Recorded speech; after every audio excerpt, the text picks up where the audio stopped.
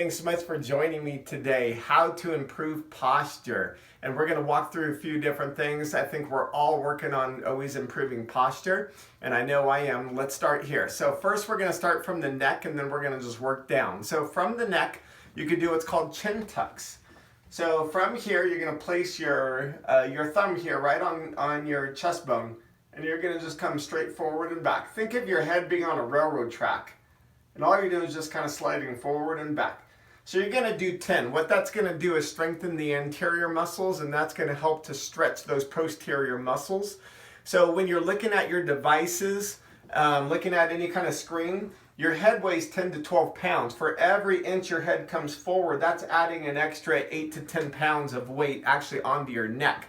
Well, the neck can't support these types of angles. So try to be able to look with your eyes, keep the devices up. And that's another thing that will help to improve posture, because if we spend hours a day and we're looking down like that, these simple movements are not going to correct it. Sorry. But they're going to be able to help you to be reminded. So I want you to kind of set even reminders. That was the first one for the neck. Okay, the next exercise are wall slides.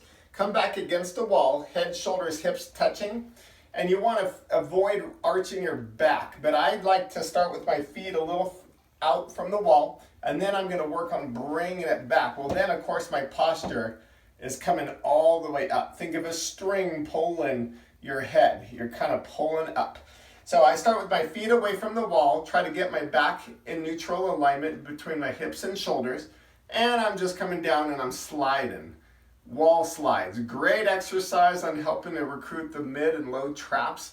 So that's kind of right around those shoulder blades. Those muscles get contracted down. These upper traps get pulled back. And that's one thing that a lot of times we're kind of in this position where we're hunched forward a little bit. That's going to help to pull it back. Another one is working through the pec minor. Anterior deltoid clavicle, we're coming right down here at this angle, and then just putting a little bit of tension through there. This shoulder wants to pull forward. That also affects with the breathing. So that's right around the rib cage and then the rotator cuff. So here, what it starts doing is it starts to open up.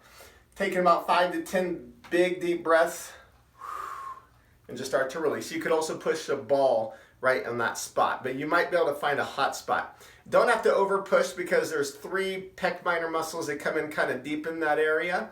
And those ones are surrounded by a lot of nerves and blood vessels and arteries that are coming right under it. But you can create a little bit of tension. That's going to get that shoulder to start opening and pulling back, and that'll feel good. You'll feel tight through there. Next exercise are Y's, T's, and W's.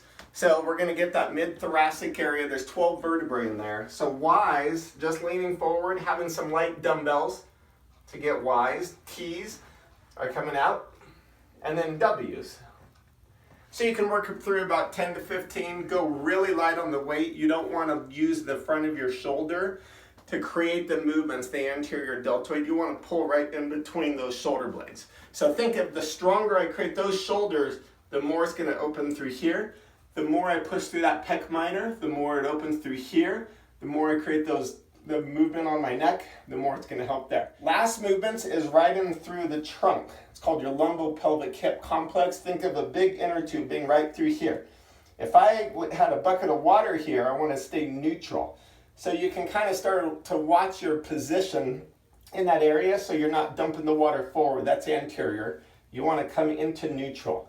Start to get those core muscles to fire, the glute muscles to fire, stretch the hip flexor.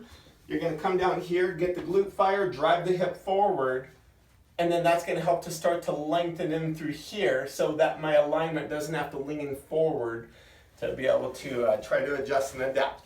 Those are some simple ones that you could do quick and easy. Do those daily. You start working on those and you'll start to feel your posture start to open up. Thanks for joining me.